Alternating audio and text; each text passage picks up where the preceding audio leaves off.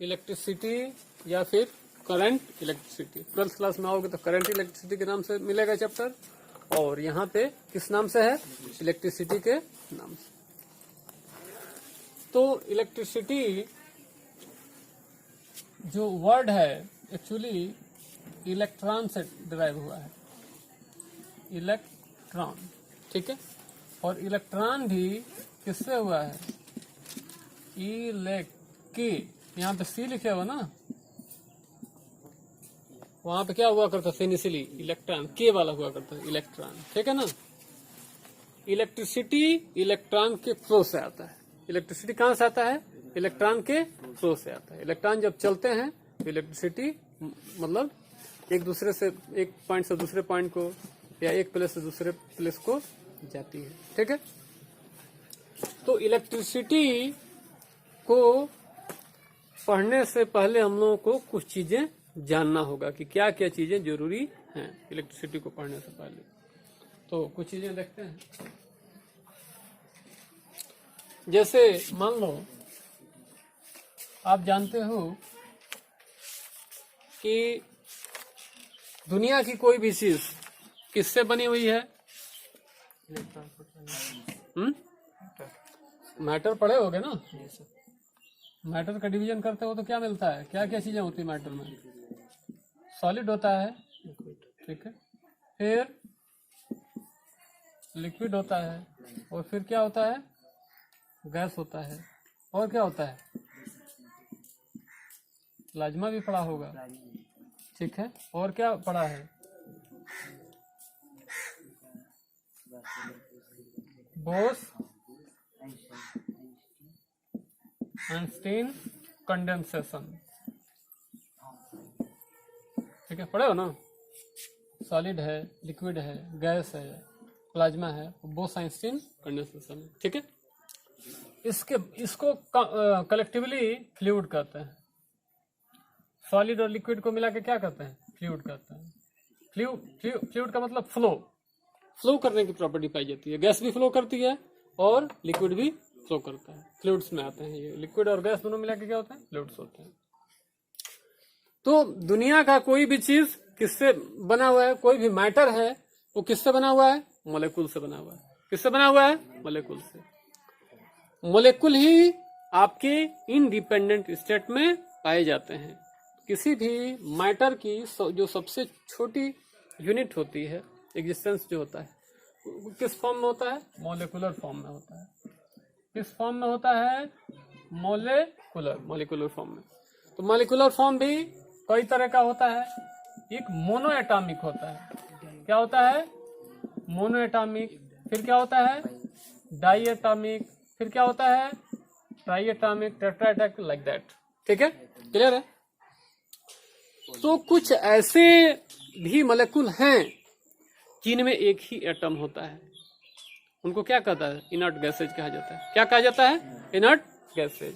जैसे हीलियम है, नियॉन है, आर्गन है, क्रिप्टॉन है, जेनॉन है और रेडॉन है। ये जितने भी हैं गैसेज, इनको नोबल गैसेज कहा जाता है। क्या कहा जाता है?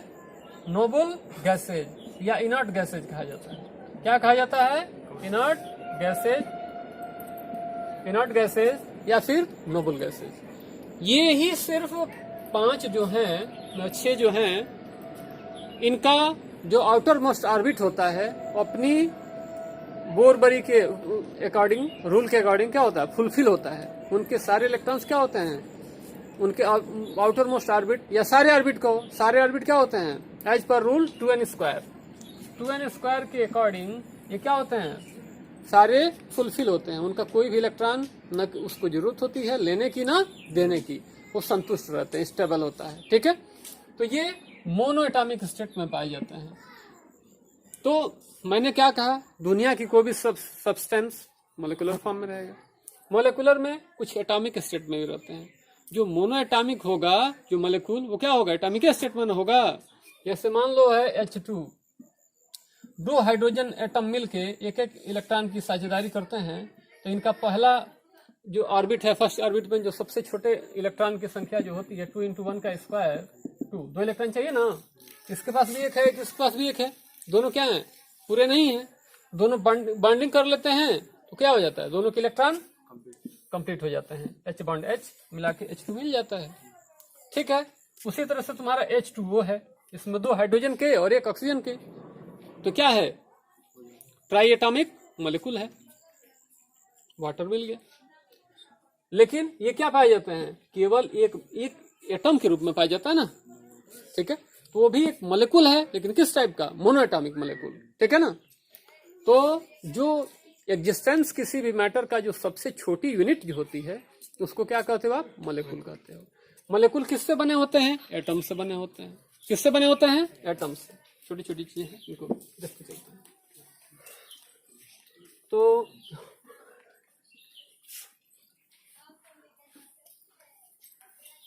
आते हैं मॉलिक्यूल।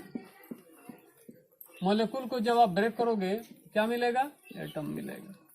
क्या मिलेगा, एटम मिलेगा। ठीक है, इसको हिंदी में परमाणु कहा जाता है। परम अणु, परम मतलब सबसे एक्सट्रीम अणु। ठीक है, जो सबसे छोटा पार्टिकल माना जाता था।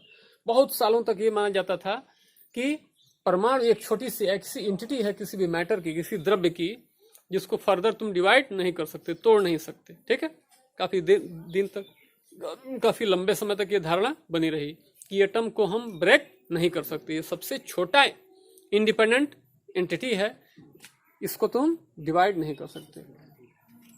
फिर क्या आया, फिर आपका जॉन डाल्टन आए। जॉन डाल्टन, उसके बाद से और भी रदरफोर्ड का एक्सपेरिमेंट आया, रदरफोर्ड, गोल्डस्टाइन।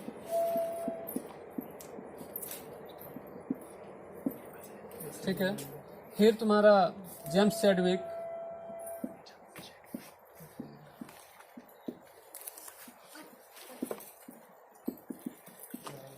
है।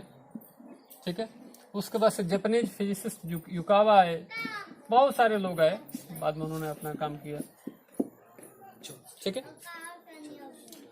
तो इन्होंने बताया, ठीक है, इन लोगों ने बताया कि अब क्या है, इसमें बीच में एक आएंगे जे टॉमसन आएंगे, इसमें आएंगे बीचों में क्या आएंगे, एक जे टॉमसन आएंगे। सबने अपना अलग अलग क्या किया, अपना थ्योरी दिया। जॉन डाल्टन ने कहा कि जो एटम होता है वो किसी भी मैटर का सबसे स्मॉलेस्ट यूनिट होता है, इसको फर्दर तुम डिवाइड नहीं कर सकते। और डिफरेंट सब्सटेंस के जो एटम होते हैं उनकी साइज और नेचर डिफरेंट होता है। जे टॉमसन ने उनके थ्योरी को गलत साबित कर दिया। ठीक है, उन्होंने कहा कि नहीं, ऐसी बात नहीं है।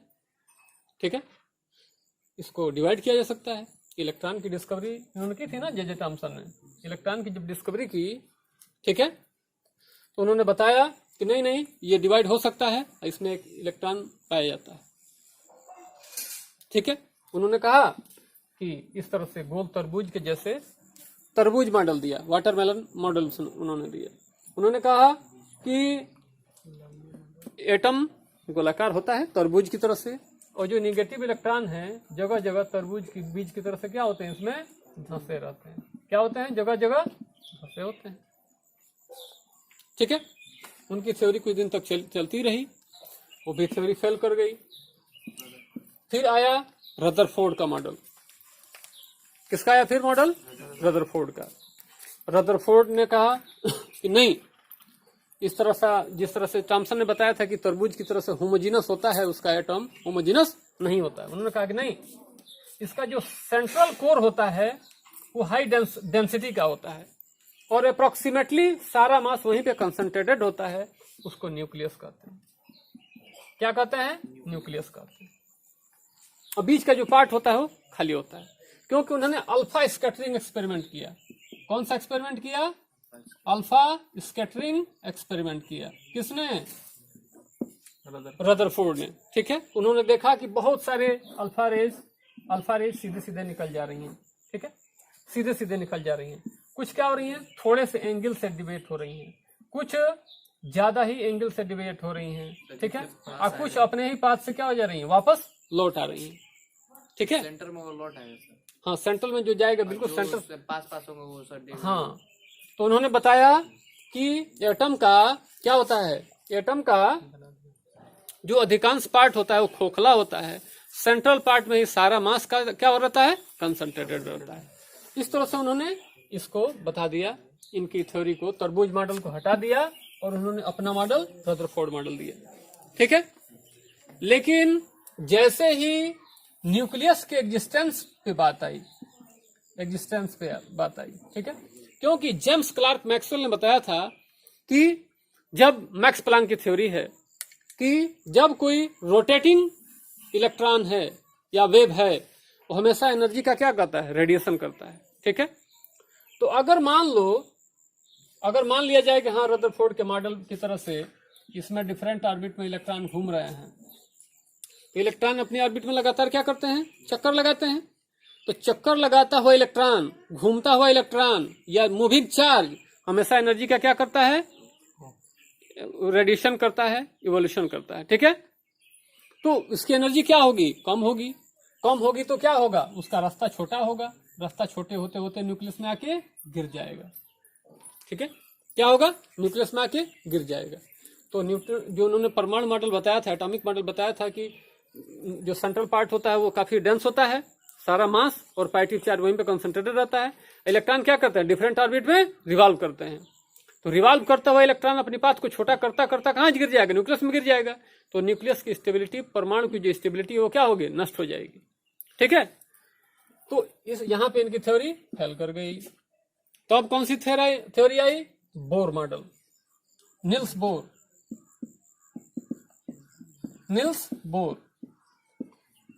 बोर की थ्योरी आई। उन्होंने कहा कि नहीं, जैसा कि रदरफोर्ड ने बताया था कि कोई भी एटम सेंट्रल पार्ट उसका डेंस होता है, सारा मास उस और पॉजिटिव चार्ज कंसंट्रेटेड रहता है, लेकिन इलेक्ट्रॉन अपनी मर्जी से किसी भी ऑर्बिट में रिवॉल्व नहीं करते, वो एक डेफिनेट ऑर्बिट में रिवॉल्व करते हैं। उन्होंने कहा कि उनका जो ऑर्बिट होता है वो क्या होता है, डेफिनेट होता है, और डेफिनेट ऑर्बिट में मूव करता हुआ इलेक्ट्रॉन एनर्जी का रेडिएशन नहीं करता है, ठीक है। उस ऑर्बिट को क्या कहा जाता है, स्टेशनरी ऑर्बिट कहा जाता है। क्या कहा जाता है, स्टेशनरी ऑर्बिट।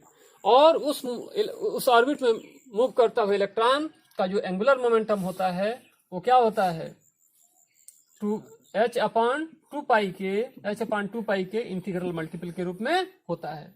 MVR उसको कहा जाता है। MVR जो होगा, जो एंगुलर मोमेंटम होगा, एंगलिंग में घूमेगा ना, ऑर्बिट में घूमता है, गोल ऑर्बिट में, उसका एंगुलर मोमेंटम होगा, उसका एंगुलर मोमेंटम h/2 के इंटीग्रल मल्टीपल के रूप में होता। इस ऑर्बिट में इस ऑर्बिट को स्टेशनरी ऑर्बिट कहते हैं। इस ऑर्बिट में मूव करता हुआ इलेक्ट्रॉन कभी भी एनर्जी का रेडिएशन नहीं करेगा, ठीक है। इस तरह से एटम की स्टेबिलिटी आ गई। लेकिन थोड़ा सा आगे जाके उनका भी मॉडल थोड़ा सा फेल किया, ठीक है। हायर क्लासेज में जो आओगे तो आपको मिलेगा, 12th में मिलेगा, अनऑर्डर मिलेगा। तो उसके बाद सोमरफेल्ड नाम के एक साइंटिस्ट थे, सोमरफेल्ड ने क्या किया, बोर की थ्योरी में थोड़ा सा मॉडिफिकेशन किया और लास्ट में कौन सी थ्योरी दे गई, बोर सोमरफेल्ड मॉडल। जो लेटेस्ट मॉडल है वो क्या है, बोर सोमरफेल्ड मॉडल है एटम पे, ठीक है। तो मैंने क्या कहा कि दुनिया की कोई भी चीज है किससे बनी हुई है, मैटर से बनी हुई है। मैटर और एनर्जी, कुछ एनर्जी के फॉर्म में है, जो दिख रहा है वो क्या है, मैटर है किसी किसी रूप में। कुछ नहीं भी दिखता है, जैसे गैसें जो नहीं दिख रही है लेकिन है जरूर, गैस है ना, दिखता तो है नहीं लेकिन है, ठीक है। तो सॉलिड, लिक्विड, गैस, प्लाज्मा, वो आइंस्टाइन कंडेंसेशन, और जो स्मॉलेस्ट इंडिपेंडेंट एंटिटी है किसी भी मैटर की वो क्या है, मॉलिक्यूल है। मॉलिक्यूल को तोड़ोगे तो क्या मिलेगा, एटम मिलेगा। एटम को तोड़ोगे तो क्या मिलेगा, इलेक्ट्रॉन, प्रोटॉन और न्यूट्रॉन।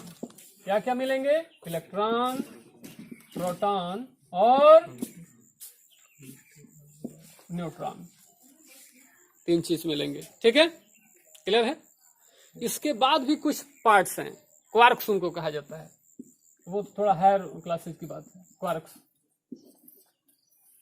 चार्ज के छोटे छोटे, इलेक्ट्रॉनिक चार्ज से भी छोटे छोटे किया गया है, चार्ज को खोजा गया, उसको क्वार्क्स कहा जाता है। ठीक है, वो तुम्हारे सिलेबस के बियॉन्ड है।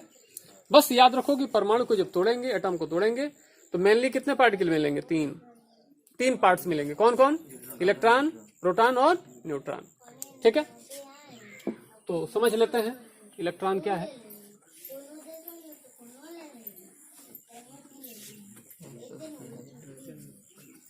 सबसे पहले इलेक्ट्रॉन का मास देख लेते हैं। Mass of electron,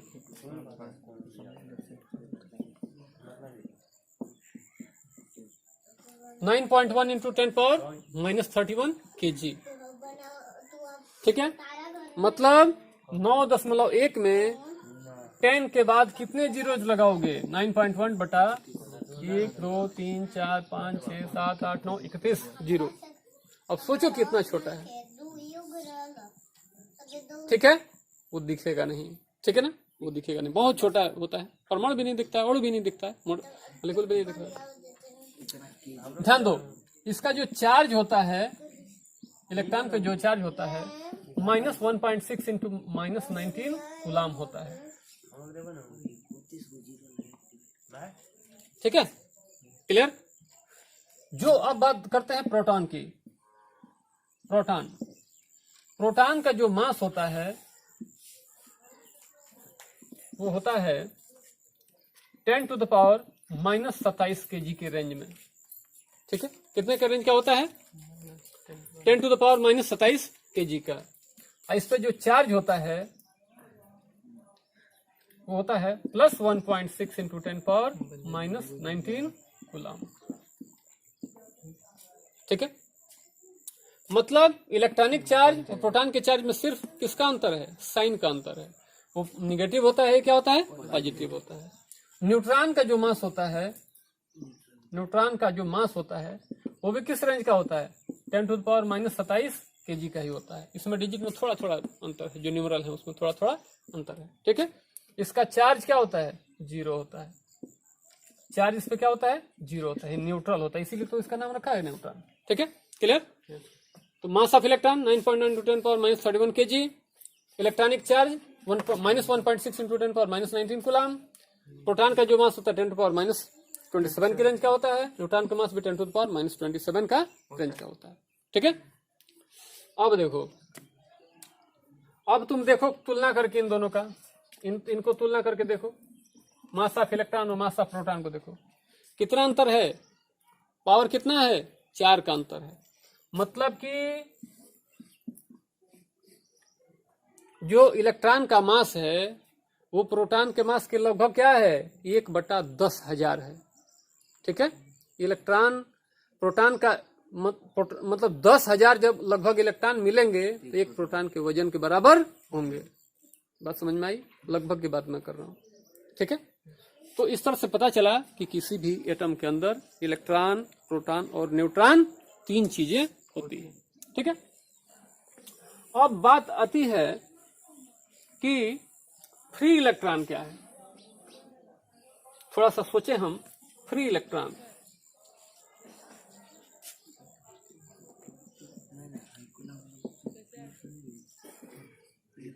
free electrons, एक बात देखो, तुम देखे होगे कि मान लो किसी परिवार में एक फादर हैं, मदर हैं और उनका एक ही बच्चा है, बेबी एक है, कोई बेबी, बॉय हो सकता है या गर्ल हो सकता है।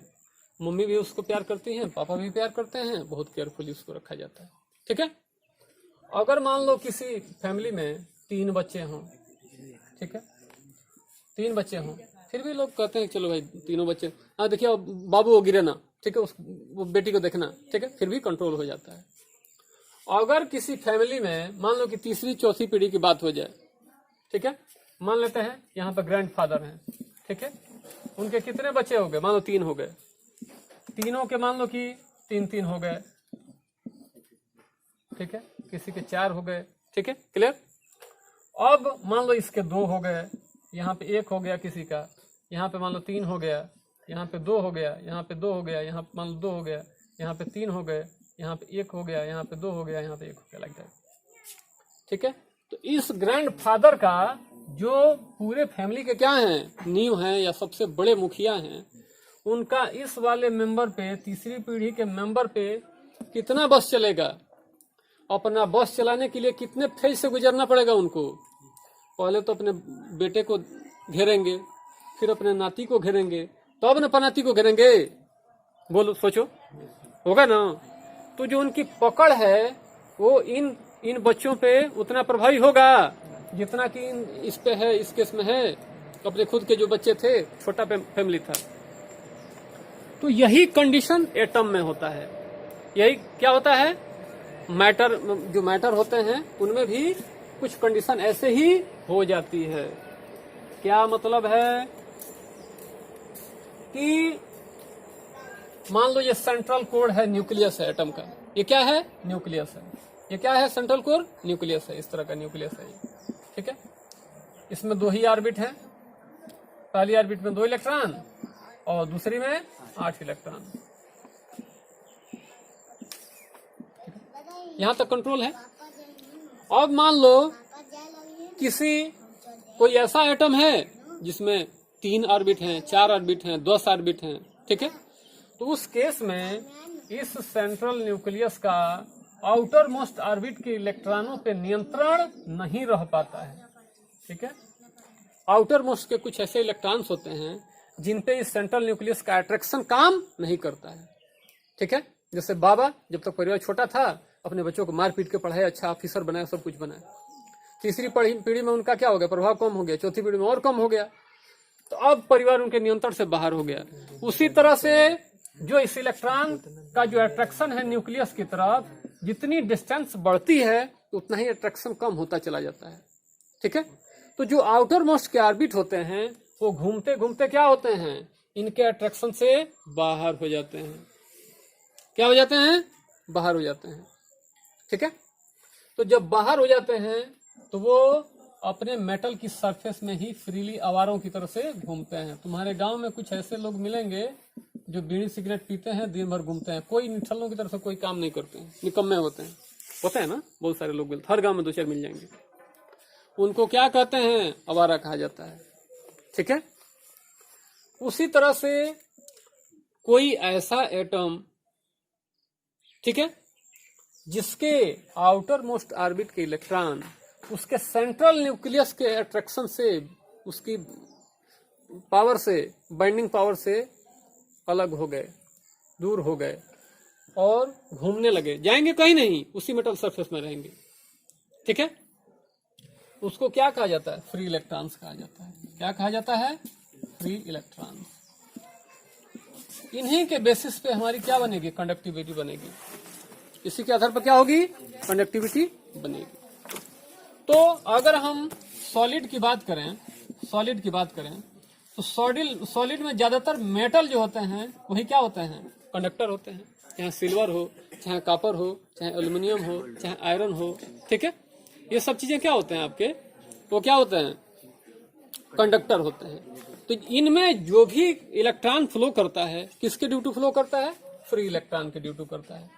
ठीक है, वाटर जो होता है, वाटर अगर तुम प्योर वाटर ले लोगे, H2O ले लोगे, इसमें करंट फ्लो नहीं करती है।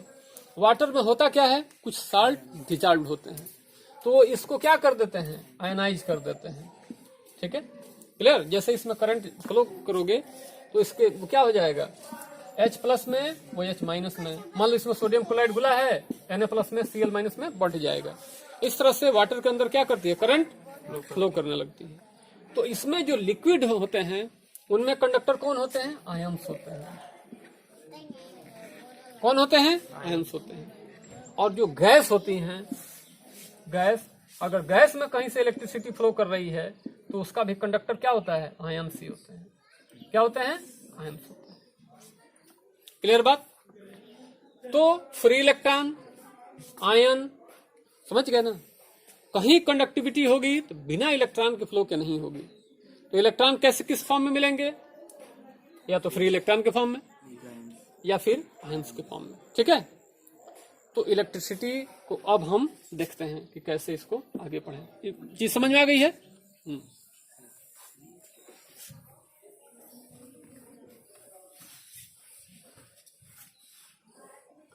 ये क्या था? इसका एबीसीडी था। इस चैप्टर को पढ़ने से पहले क्या था? ये एबीसीडी था। इसको जान लेना जरूरी है। अब तुम्हारे सिलेबस पे आते हैं। किस पे आते हैं? सिलेबस पे। चार्ज,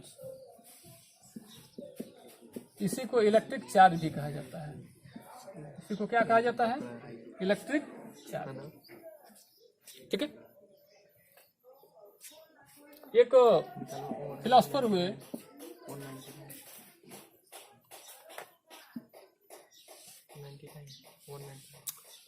आते हैं, देखते हैं।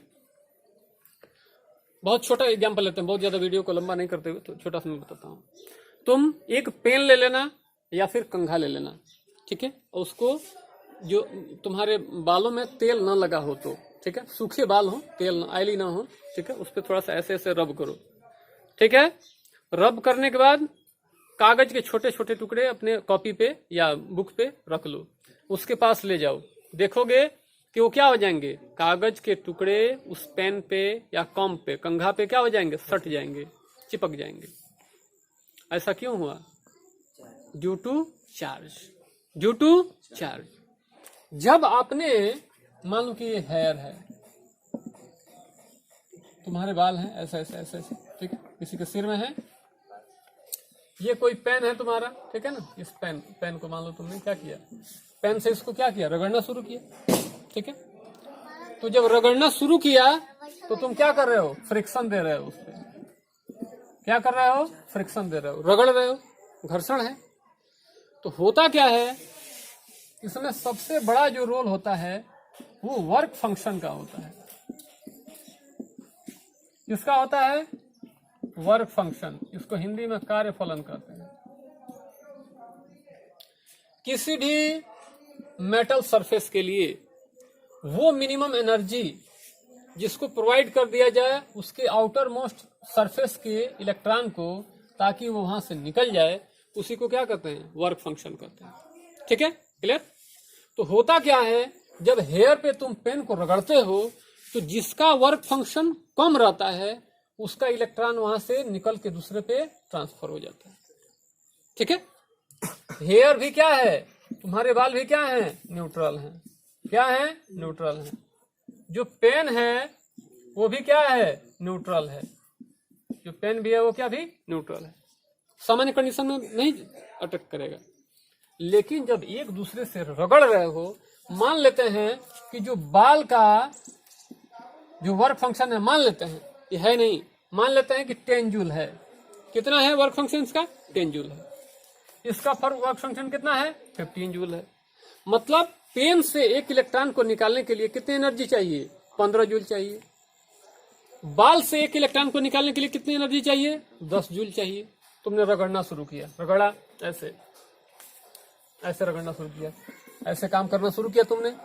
1 joule, 2 joule, 3 joule, 4 joule, 5 joule, 6 joule, 7 joule, 8 joule, 9 joule, 10 joule. जैसे 10 जूल हुआ एनर्जी, एक इलेक्ट्रॉन बाल से क्या हुआ? निकल गया। एनर्जी फिर क्या हो गई? 0 हो गई। फिर तुम रगड़ ही रहे हो लगातार, 1 2 3 4 5 6 ऐसे करके करके, जैसे 10 जूल होगा दूसरा इलेक्ट्रॉन निकल जाएगा। मतलब कभी भी एनर्जी 15 जूल नहीं होगी। जैसे 10 जूल वर्क करोगे तुम रगड़ रगड़ रगड़ के, एक इलेक्ट्रॉन बाल से ही निकल जाएगा। बात समझ में आ गई? तो अगर मान लो यहाँ पे 10 इलेक्ट्रॉन थे, मान लेते हैं कि यहाँ पे कितने थे? बाल पे 10 इलेक्ट्रॉन थे। एक इलेक्ट्रॉन अब निकल गया। क्या हुआ? एक इलेक्ट्रॉन निकल गया। अब कितने रह गए? 9 इलेक्ट्रॉन रह गए। और प्रोटॉन कितना है? 10 है। क्योंकि इलेक्ट्रॉन प्रोटॉन एटॉमिक मॉडल में तुम पढ़े होगे, नंबरिंग में क्या होते हैं? सेम होते हैं। तो 9 इलेक्ट्रॉन हो गया और 10 प्रोटॉन हो गए। एक प्रोटॉन अधिक हो गया ना। 9 इलेक्ट्रॉन 9 प्रोटॉन को तो क्या कर देगा? कैंसिल कर देगा। लेकिन एक प्रोटॉन क्या होगा? अब हावी हो जाएगा। क्या हो जाएगा? हाई हो जाएगा। और ये तुम्हारा जो बाल है वो पॉजिटिव चार्ज हो गया। क्या हो गया? Positive charge. मान लेते हैं कंघे पे 19 इलेक्ट्रॉन थे। कितने इलेक्ट्रॉन थे? 19। और कितने प्रोटॉन थे? 19। प्रोटॉन भी कितने थे? 19। एक दूसरे को क्या किए थे? न्यूट्रल किए थे। अब एक इलेक्ट्रॉन यहाँ का उठ के कहाँ चल गया, उस कंघे पे चला गया। तो अब कितने हो गए, 20 इलेक्ट्रॉन हो गए। और प्रोटॉन कितने हैं, 19। प्रोटॉन कितने हैं, 19। तो 19 प्रोटॉन से एक 19 इलेक्ट्रॉन तो न्यूट्रल हो जाएगा, लेकिन एक इलेक्ट्रॉन अब क्या हो गया, एक्स्ट्रा हो गया। अब ये निगेटिव चार्ज हो गया। क्या हो गया, ये निगेटिव चार्ज हो गया। तो जहां भी जाएगा किसी से चिपकेगा, किसके लिए, इलेक्ट्रॉन के लिए। ठीक है, अट्रैक्शन उसका उसी कारण होता है। ठीक है, तो रगड़ने के कारण electrified, any body electrified due to work function. कोई भी ऑब्जेक्ट है इलेक्ट्रीफाई इसलिए होती है, उसमें किसका रोल होता है, वर्क फंक्शन का। जिसका वर्क फंक्शन कम होता है वहां से इलेक्ट्रॉन निकलता है, जिसका वर्क फंक्शन ज्यादा है वहां पे ट्रांसफर हो जाता है। अब ये दोनों बॉडीज क्या हो गई, अब न्यूट्रल न रह के क्या हो गई, चार्ज हो गई। या तो पॉजिटिव चार्ज हो गया या फिर निगेटिव चार्ज हो गया। ठीक है, जिसपे से निकलेगा वो पॉजिटिव चार्ज, जिसपे जाएगा वो निगेटिव चार्ज। तो अगर दो बॉडीज को आपस में रब करते हो तो वो क्या होती हैं, चार्ज हो जाती हैं या इलेक्ट्रीफाइड हो जाती हैं। चार्ज हो जाती हैं या फिर इलेक्ट्रीफाइड हो जाती हैं। तो चार्ज को कैसे डिफाइन करें, चार्ज किसी भी सब्सटेंस की एक इनहेरेंट प्रॉपर्टी है, जिसके ड्यू टू वह छोटे छोटे पार्टिकल्स को अपनी तरफ क्या करता है, अट्रैक्ट करना शुरू कर देता है। ठीक है, charge is the property of any substance due to which it is able to attract tiny particles और टीनी थिंग्स। बहुत हल्की हल्की चीजों को क्या करने लगता है, अपनी तरफ अट्रैक्ट करने लगता है। उसी प्रॉपर्टी को आप क्या कहते हो, चार्ज कहते हो। अब समस्या आ गई, चार्ज तो दिखता नहीं है। ये तो बात दिख रही है ना कि ये सफेद मार्कर है, इसका कैप कैसा है, ब्लू है, डिसाइड कर लेना है। ये सफेद है और ये क्या है, ब्लू है। चार्ज तो दिख नहीं रहा है, चार्ज दिख रहा है क्या आंख से, तो कैसे जाने कि कौन पॉजिटिव चार्ज है और कौन नेगेटिव चार्ज है। तो उसके लिए एक अमेरिकन साइंटिस्ट थे, बेंजामिन फ्रैंकलिन।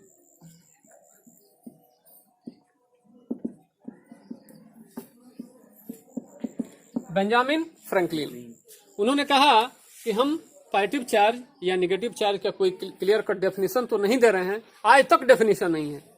ठीक है, लेकिन हम एक रास्ता आपको बता दे रहे हैं। ठीक है, एक रास्ता आपको बता दे रहे हैं जिसको समझ के आप कर सकते हैं। उन्होंने कहा कि जब ग्लास रॉड को सिल्क पे रगड़ते हो, ये क्या है, ग्लास, कांच की छड़ है। कांच देखे हो ना घर में, कांच की छड़ को ऊन पे या फिर रेशम पे, जो भी कह लो, वूल पे चाहे रेशम पे रगड़ो। ठीक है, तो मान लो कि ये ग्लास रॉड है, इतना बड़ा ले लिया, और उनका गोला ऐसे कोई है या रेशम का गोला ऐसे पड़ा हुआ है, इनको रगड़ो खूब आपस में। ठीक है, तो जो ग्लास रॉड पे चार्ज होता है उसको पॉजिटिव कहते हैं। उन्होंने कहा कि जब ग्लास रॉड को वूल से अच्छा सिल्क से जब रगड़ते हैं तो ग्लास रॉड पे जो चार्ज एक्वायर होता है उसका जो नेचर होता है वो कौन सा नेचर का होता है, पॉजिटिव चार्ज। ठीक बात है। फिर उन्होंने कहा कि आप रॉड बदल दो, क्या करो, रॉड को बदल दो, एबोनाइट रॉड लो। किस सब्सटेंस का लो, एबोनाइट का। एबोनाइट को फर भी एक सब्सटेंस होता है, या कैट्स स्किन, बिल्ली की खाल पे रगड़ो। एबोनाइट की रॉड को किस पे रगड़ो, या तो फर पे रगड़ो या बिल्ली की खाल पे। ऐसे चितकबरी कोई बिल्ली है उसकी खाल पे रगड़ो। ठीक है, रगड़ना शुरू किया तुमने, एबोनाइट की रॉड को पकड़ के फर पे चाहे बिल्ली की खाल पे रगड़ना शुरू किया। तो जो एबोनाइट की रॉड पे जो चार्ज एक्वायर होता है वो क्या होता है, निगेटिव चार्ज होता है। किस नेचर का होता है, निगेटिव चार्ज का होता है। ठीक है, वास्तव में हुआ क्या है, जब ग्लास रॉड को तुम सिल्क पे रगड़े हो तो इसका वर्क फंक्शन क्या है, कम है, और यहां से इलेक्ट्रॉन ट्रांसफर होकर कहां चला गया, वूल पे चला गया। ठीक है, या सिल्क पे चला गया। लेकिन एबोनाइट की रॉड को जब तुम बिल्ली की खाल पर रगड़ना शुरू किए तो हुआ क्या कि इससे इलेक्ट्रॉन निकल के एबोनाइट की रॉड पे क्या हो गए, स्टोर हो गए, और वो क्या हो गया, निगेटिवली चार्ज हो गया। तो ऐसे सारे चार्जेस जो ग्लास रॉड को सिल्क से रगड़ने पे प्राप्त हुए चार्ज के सेम नेचर के हैं, उन सारे चार्जेस को क्या कहा जाता है? पॉजिटिव चार्ज कहा जाता है। और ऐसे सभी चार्ज जो एबेनाइट रॉड की को फर या कैट्स स्किन पर रगड़ने से प्राप्त हुए चार्ज के जैसे हैं, उनको क्या कहोगे? नेगेटिव चार्ज कहोगे। बात समझ में आई? इस तरह से हमने चार्जेज को क्या किया? क्लासिफाई किया। तो फ्रैंकलिन बेंजामिन ने चार्ज की डेफिनेशन नहीं बताया कि किसको नेगेटिव कहोगे, किसको पॉजिटिव कहोगे। आज तक कोई डेफिनेशन नहीं है, सिर्फ क्या है? क्लासिफिकेशन है। क्या है? बोलो क्या है? क्लासिफिकेशन है ये। ठीक है, शायद मेरी बात तुम समझ पा रहे हो कि मैं क्या कहना चाहता हूँ। ग्लास रॉड को जब सिल्क पे रगड़ोगे तो ग्लास रॉड पे जो चार्ज एक्वायर होगी उसको पॉजिटिव चार्ज कहोगे। एबोनाइट की रॉड को फर या कैट्स स्किन पे रगड़ोगे तो एबोनाइट की रॉड पे जो चार्ज एक्वायर होगा उसको क्या कहोगे? नेगेटिव चार्ज कहोगे। ठीक है,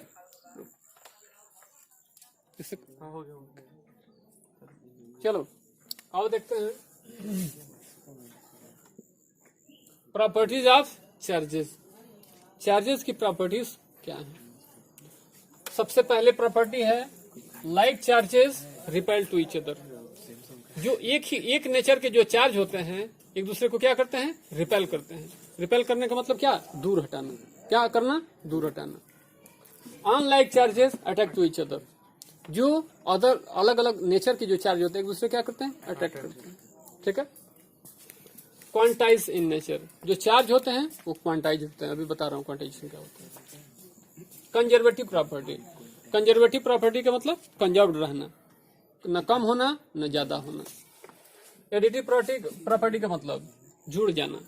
ठीक है, एडिटिव मतलब क्या? जुड़ जाना। तो बताते हैं कैसे होगा। जैसे एक्सपेरिमेंट करो आप, यहाँ पे कोई स्टैंड ले लो, यहाँ पे स्टैंड ले लो, यहाँ से कोई बांध लो। इस ग्लास रॉड को तुमने किससे रगड़ा हुआ है? सिल्क से। किससे रगड़ा हुआ है? सिल्क से। अकॉर्डिंग टू फ्रैंकलिन बेंजामिन इस पे कौन सा चार्ज होगा? पॉजिटिव चार्ज होगा। ठीक है, अब क्या करो? एक तो हैंग किए हो, रगड़ के लटका दो। दूसरी रॉड जो तुम ग्लास रॉड ही है उसको भी क्या किए हो? सिल्क से ही रगड़े हो। अगर तुम पास में लाओगे तो देखोगे ये क्या करेगा? उसको क्या कराएगा? दूर भगाएगा। क्या करेगा? मान लो यहाँ पे रॉड है और उसको तुम ले जा रहे हो दूसरे को, तो क्या करेगा? तुम्हें हाथों पे फोर्स लगेगा, कहेगा नहीं इधर पीछे ले जाओ, मत लाओ। इससे क्या पता चला कि जो लाइक चार्जेस होते हैं दूसरे को क्या करते हैं? रिपेल करते हैं। दूसरी बात, मान लो जहां पे तुमने हुक लगा लिया, एबोनाइट की रॉड को फर पे रगड़ लिया। क्या किया? एबोनाइट की रॉड को फर पे रगड़ लिया। अकॉर्डिंग टू बेंजामिन फ्रैंकलिन ये कौन सा चार्ज होगा? नेगेटिव चार्ज होगा। अब दूसरी एबोनाइट की रॉड को उसी तरह से रगड़ के पास में लाने की कोशिश करो। क्या करो? पास में लाने की कोशिश करो। तुम देखोगे ये भी क्या करेगा? दूर हटाएगा। तो ये एक्सपेरिमेंट क्या शो करता है कि जो लाइक चार्जेस होते हैं एक दूसरे को क्या करते हैं? रिपेल करते हैं। अट्रैक्ट नहीं करते बल्कि एक दूसरे के पास नहीं आते बल्कि दूर भगाते हैं। क्लियर है? दूसरा देखते हैं। अब क्या करें? अब बदल दो। अब बदल दो। ग्लास रॉड को सिल्क से रगड़ के टांग दिया, अच्छी बात। अब इबोनाइट रॉड को क्या करो? फर से रगड़ के इसके पास में लाओ, तो कौन सा चार्ज होगा? नेगेटिव चार्ज होगा। अब तुम देखोगे ये वाला इसको अटैक करेगा और ये वाला इसको अटैक करेगा। ऐसे एक दूसरे को क्या करेंगे? अटैक करेंगे। जैसे पास में ले जाओगे फट चिपक जाएगा, अपने आप बाद में चिपक जाएगा। इससे क्या पता चला कि जो अनलाइक चार्ज हैं जिनका नेचर अलग अलग है वो एक दूसरे को क्या कर रहे हैं? अटैक कर रहे हैं। ठीक है, इसके बाद है quantization of charge. Quantization of charge. Quantization of charge कहता है कि only integral multiple of electrons can be transferred from one body to another या वन सब्सटेंस टू अनदर। ठीक है, कहता है कि केवल इंटीग्रल मल्टीपल के रूप में ही इलेक्ट्रॉन एक बॉडी से दूसरे पे, एक सब्सटेंस से दूसरे पे ट्रांसफर हो सकते हैं। कहने का मतलब है कि मान लो तुम ग्लास रॉड को सिल्क पे रगड़ रहे हो तो ग्लास रॉड से सिल्क पे जाए, यहाँ सिल्क से ग्लास रॉड पे आए, जिसका वर्क फंक्शन कम होगा वहां से जाएगा, जिसका ज्यादा होगा उस पे जाएगा। क्लियर है? लेकिन ऐसा नहीं है कि एक इलेक्ट्रॉन है और उसका चौथाई 1/4 इलेक्ट्रॉन उस पर ट्रांसफर हो गया, या 1/2 इलेक्ट्रॉन ट्रांसफर हो गया, या 1/3 इलेक्ट्रॉन टूट के ट्रांसफर हो गया। बात समझ रहे हो? जाएगा तो पूरा इलेक्ट्रॉन जाएगा, नहीं तो नहीं जाएगा। क्वांटाइजेशन ऑफ चार्ज कहता है कि अगर चार्ज कहीं भी पाया जाएगा तो वो किस फॉर्म में पाया जाएगा? Q = Ne के फॉर्म में पाया जाएगा, प्लस माइनस Ne। यहाँ पे n किससे n क्या होगा आपका? होगा 1 2 3 4 एंड सो ऑन। या तो 1 इलेक्ट्रॉन जाएगा, या 2 इलेक्ट्रॉन जाएगा, या 3 इलेक्ट्रॉन जाएगा, या 4 इलेक्ट्रॉन जाएगा। तो कहीं भी चार्ज पाया जाएगा तो इलेक्ट्रॉन के या तो पॉजिटिव इंटीग्रल या निगेटिव इंटीग्रल के मल्टीपल के रूप में ही पाया जाएगा। अगर पॉजिटिव चार्ज है, मान लो कि 2 पॉजिटिव चार्ज है तो +2E हो जाएगा, अगर 2 निगेटिव चार्ज है तो -2E हो जाएगा। ठीक है? क्लियर?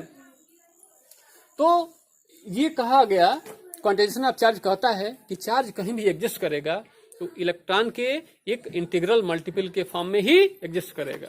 क्लियर? अब देखो फिर कंजर्वेशन प्रॉपर्टी है, कंजर्वेशन ऑफ चार्ज।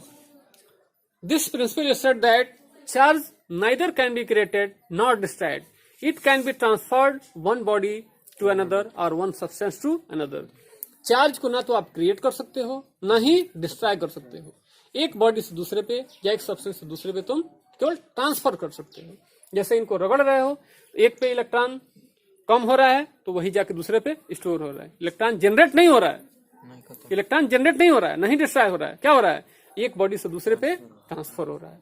ये क्या हो गया? Quantization of conservation of charge हो गया। एडिटिव प्रॉपर्टी, चार्ज को तुम बेसिक अलजेब्रिक रूल से तुम क्या कर सकते हो? ऐड कर सकते हो या सब्ट्रैक्ट कर सकते हो। अब मान लो कहीं पे एक चार्ज है Q1 = मान लो 3 कूलाम का है। ध्यान दो, चार्ज की यूनिट जो होती है कूलाम होती है। 3 कूलाम है, क्या है? 3 कूलाम है। ये पॉजिटिव चार्ज है, इसको 3C कहते हैं। Q1 = क्या कहते हैं? +3C। एक दूसरा चार्ज है वो हमारा है -5 कूलाम। क्या है? -5 कूलाम। तो जो उनका जो टोटल चार्ज होगा उनको सीधे अलजेब्रिक रूप से तुम जोड़ सकते हो। क्या होगा? +3C plus -5C। तो माइनस में से कटेगा तो क्या आ जाएगा? -2C। मतलब कि चार्ज अलजेब्रिक रूल से सीधे सीधे जुड़ जाते हैं। उसको क्या कहा जाता है? एडिटिव प्रॉपर्टी कहा जाता है। क्लियर? तो जो प्रॉपर्टीज हैं चार्जेस को क्या है? Like charges repel to each other, unlike charges attract to each other, charge only exist in quantized nature. ठीक है? Charge only exist quantized in nature, हमेशा क्वांटा के क्वांटा मतलब एक्चुअली जो क्वांटाइजेशन है वो क्वांटा से आया हुआ है। क्वांटा मतलब स्मॉल पैकेट। क्वांटा मतलब क्या होता है?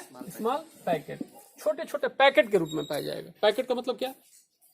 मान लो एक कोई पैकेट है उसमें 1 ही पेन है, कोई ऐसा पैकेट है उसमें 2 पेन है, कोई ऐसा भी पैकेट बड़ा मिलेगा तुमको जिसमें 5 पेन रहते हैं, किसी बड़े से बंडल में 100 पेन रहते हैं। ठीक है? लेकिन उसकी जो स्मॉलेस्ट एंटिटी होगी वो क्या होगी? एक सिंगल पेन होगी।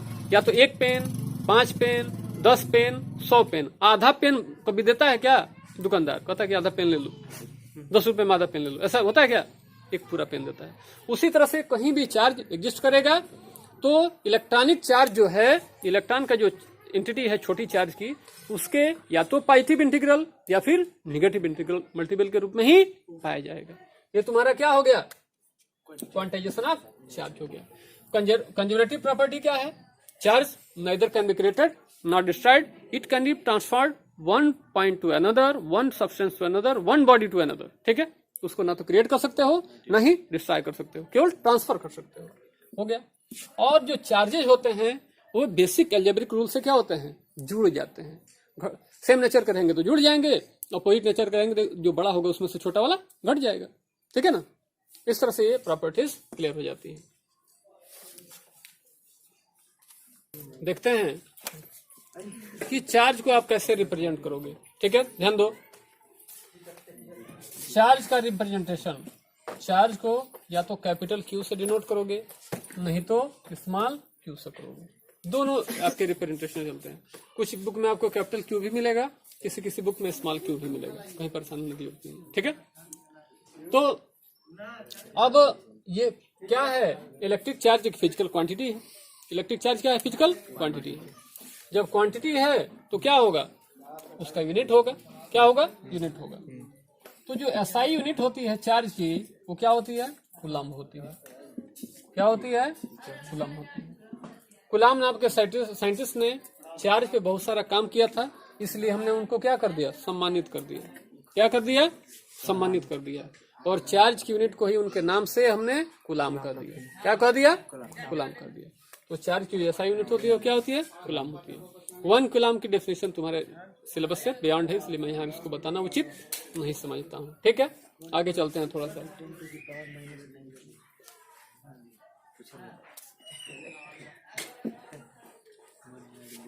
आओ, तो अगर हम इलेक्ट्रॉन की चार्ज की बात करें, चार्ज ऑफ इलेक्ट्रॉन, इलेक्ट्रॉन की चार्ज मैंने क्या बताया था? -1.6 इंटू -19 कूलम्ब। ठीक है।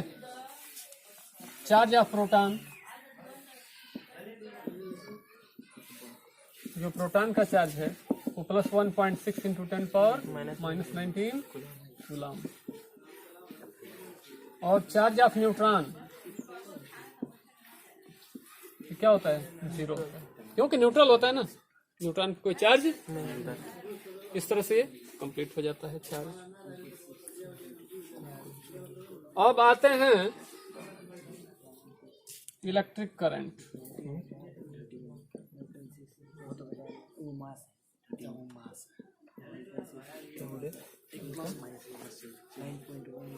इलेक्ट्रिक करंट, इलेक्ट्रिक करंट का मतलब क्या है? सपोज करो हमने यहाँ पे कोई कंडक्टर ले लिया। ये तो पढ़े होगे छोटी क्लास में ना कि कौन से कंडक्टर होते हैं, कौन से इंसुलेटर होते हैं। जिनसे करंट फ्लो करती है वो कंडक्टर होते हैं, जो करंट को फ्लो नहीं होने देते वो इंसुलेटर होते हैं, और जिनको कुछ स्पेशल मेथड से कंडक्टर बना दिया जाता है उसको सेमी कंडक्टर कहा जाता है, और जो एक्सट्रीमली हाई कंडक्टिविटी शो करते हैं उनको सुपर कंडक्टर कहा जाता है। तो कितने हो गए? एक तो कंडक्टर हो गया, 4 हो गए। एक तो कंडक्टर हो गया, दूसरा कौन सा हो गया? इंसुलेटर हो गया। तीसरा कौन सा हो गया? सेमी कंडक्टर हो गया। और तीसरा कौन सा, चौथा कौन सा हो गया? सुपर कंडक्टर हो गया। ठीक है, कंडक्टर का नाम बताओ। आयरन हो गया, ठीक है, स्टील, सिल्वर, कॉपर, आयरन हो गया, कॉपर हो गया, सिल्वर हो गया, गोल्ड हो गया, एल्युमिनियम हो गया, ग्रेफाइट हो गया। ये सभी क्या हैं? कंडक्टर हैं। Iron, copper, aluminium, silver, silicon, graphite. ठीक है, उसके बाद तुम्हारा वाटर भी तो है ना, जो मिनरल वाटर है वो भी क्या होता है? कंडक्टर होता है ना। ये कंडक्टर हो गए। इंसुलेटर कौन कौन होते हैं? ब्रिक है, रबड़ है, प्लास्टिक है, ठीक है, वुड है, लेकिन गीला ना हो। गीला होगा तो कंडक्टिविटी इसमें हो जाएगी। सूखा होना चाहिए, ड्राई वुड। ठीक है, ये सारे के सारे क्या हैं? इंसुलेटर हैं। सेमी कंडक्टर, इसमें डोपिंग की जाती है, मिलावट की जाती है, तब जाके सेमी कंडक्टर ठीक है बनता है। ठीक है, ये तुमको 12th क्लास में मिलेगा। सेमी कंडक्टर डिवाइसेस तो मतलब पूरे वर्ल्ड वाइड क्रांति ही ला दिया सेमी कंडक्टर डिवाइसेज ने। ठीक है, मोबाइल सेमी कंडक्टर डिवाइस है, कंप्यूटर है सेमी कंडक्टर डिवाइस, सब कुछ सेमी कंडक्टर डिवाइस। ठीक है, जितना चिप वगैरह जितना भी देखते हो सब कुछ उसी पे है, उसकी फंक्शनिंग सब डिजिटल एनालॉग पे है। ठीक है, आपको पढ़ना है। सुपर कंडक्टर भी आपके सिलेबस से ध्यान है, बस मोटा मोटी जान लेना है। तो हम देखते हैं, मान लेते हैं यहाँ पे क्या है? एक कंडक्टर है, इसको हम किसी बैटरी से जोड़ देते हैं। ये पॉजिटिव टर्मिनल है, ये नेगेटिव टर्मिनल है, यहाँ पे की है। यहाँ पे क्या है? की है। तो ये चूंकि कंडक्टर है और मेटल कंडक्टर मैंने लिया है, तो जाहिर सी बात है इसमें फ्री इलेक्ट्रॉन होंगे। क्या होंगे? फ्री इलेक्ट्रॉन होंगे। तो आप जानते हो कि जो अपोजिट चार्ज होते हैं, अब देखो अगर ये सिंबल ऐसे है तो स्विच क्या है? स्विच ओपन है। स्विच क्या है? ओपन है। और जब ऐसे करोगे तो क्लोज होगा। करंट कब फ्लो करती है? जब स्विच को ऑन करते हो। ऑफ करने से कहाँ करंट जाती है? ठीक है, सर्किट बंद होने पर करंट जाती है। सर्किट बंद होने पे, लाइट बंद करने की बात नहीं कर रहा हूँ। सर्किट अगर तार ऐसे हो, अलग अलग हो, तो कहाँ करंट जाएगी? जाएगी क्या? इनको ऐसे स्विच को ऑन करते हो तो दोनों जाके जुड़ जाते हैं, तब ना करंट जाती है। करंट फ्लो होने के लिए सर्किट पूरा होना चाहिए। कहीं से अगर मिसिंग है करंट नहीं जाएगी। ठीक है, जब सर्किट ओपन है कोई करंट नहीं, लेकिन सर्किट को जैसे ही ऑन करते हो, ये सिंबल क्या है? स्विच ऑफ का है। और ये किसका है? स्विच ऑन का है। ये स्विच ऑन का सिंबल है, समझ पा रहे हो? तो स्विच को जब ऑन करेंगे, स्विच को ऑन करेंगे तो क्या होगा? ध्यान दो, ये जो इलेक्ट्रॉन्स हैं वो निगेटिव चार्ज हैं।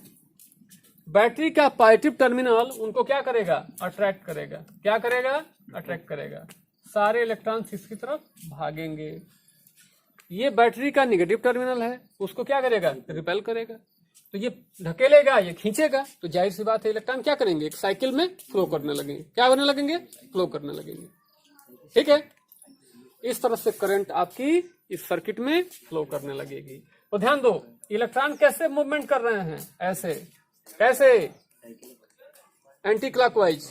कैसे मूव कर रहे हैं? Anti clockwise. तो करंट कैसे चलेगी? क्लॉकवाइज। जरूरी नहीं है, एक मिनट, टर्मिनल बदल देते। हाँ टर्मिनल बदल, मैंने इस फिगर के अनुसार। ठीक है, तो करंट कैसे चलेगी?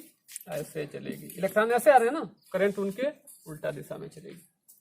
ठीक है, करंट हमेशा इलेक्ट्रॉन के फ्लो के अपोजिट डायरेक्शन में ली जाती है। करंट की डायरेक्शन इलेक्ट्रॉन के चलने की डायरेक्शन के जस्ट अपोजिट ली जाती है। मान लेते हैं इसके किसी भी क्रॉस सेक्शन से, यहां से क्रॉस सेक्शन खड़ा काट तुम कर लो। मान लेते हैं कि टी टाइम में क्यू चार्ज फ्लो करता है। टी टाइम में कितना चार्ज फ्लो किया? Q charge. तो वन टाइम में कितना जाएगा? Q upon T. इसी को इलेक्ट्रिक करंट कहते हो। इसी को क्या कहते हो? इलेक्ट्रिक करंट कहते हो। Electric current through any cross section of a conductor, electric current in any circuit is defined as the amount of charge flowing per second through any cross section of the conductor। किसी भी conductor के किसी भी cross section से एक second में कितना charge flow करता है, उसी को क्या कहते हो? इलेक्ट्रिक करंट कहते हो। तो हमने क्या कहा? अब एक सेकंड का समय तो बहुत छोटा होता है ना, उसमें तो कोई कैलकुलेशन तुम कर नहीं पाओगे। तो मान लेते हैं कि 10 सेकंड में कितना चार्ज फ्लो किया? 100 कूलाम। कितना किया? 100 कूलाम। एक सेकंड में कितना फ्लो करेगा? 100/10। कितना हो गया? 10 एम्पियर। करंट कितनी हो गई? 10 एम्पियर। ठीक है, तो electric current through any circuit और conductor is defined as the amount of charge flowing in unit second through any cross section of the conductor. Conductor के किसी भी खड़े काट से, ये है ना, क्या है, यहां से खड़ा काट दो, इस सरफेस से एक सेकंड में जितना चार्ज फ्लो करेगा उसी को क्या कहोगे? करंट, इलेक्ट्रिक करंट कहोगे। इस तरह से हमने एक्सप्रेशन का क्या पाया? इलेक्ट्रिक करंट का एक्सप्रेशन क्या पाया? I = Q/T। किसी बुक में स्मॉल Q/T मिलेगा, एक ही बात है, कोई दिक्कत नहीं। ठीक है, अब यूनिट लगाओ। Unit of I, electric current की यूनिट इक्वल टू क्या हो जाएगा? Unit of Q upon unit of T। Charge को किसमें मेजर करते हो? कूलाम में। किसमें? कूलाम में। और टाइम को किसमें मेजर करते हो? ऐसा यूनिट क्या होती है? सेकंड। तो क्या हो गया? CS⁻⁻1 कूलाम पर सेकंड। एम्पियर नाम के साइंटिस्ट ने करंट पे बहुत सारा काम किया था, उनको हम क्या कर देते हैं? सम्मानित कर देते हैं। इसी को क्या कहते हैं? एम्पियर कहते हैं। क्या कहते हैं? एम्पियर। कूलाम पर सेकंड को ही क्या कह दिया हम? एम्पियर कर दिया। इस तरह से हमने देखा, आज की क्लास में हमने क्या क्या देखा? चार्ज क्या होते हैं? पहले तो इस चैप्टर को पढ़ने से पहले जो बैकग्राउंड था वो बताया गया। सब्सटेंस, सब एटॉमिक पार्टिकल, ठीक है, microscopic particle, electron, proton, neutron, like that. उसके बाद से चार्ज, ठीक है, फिर nature of charge, properties of charge, ठीक है। फर्दर हमने क्या देखा? इलेक्ट्रिक करंट देखा, ठीक है। इलेक्ट्रिक करंट पे अब आ गए हम, अब आगे इसी तरह से हम चलते रहेंगे फ्लो में।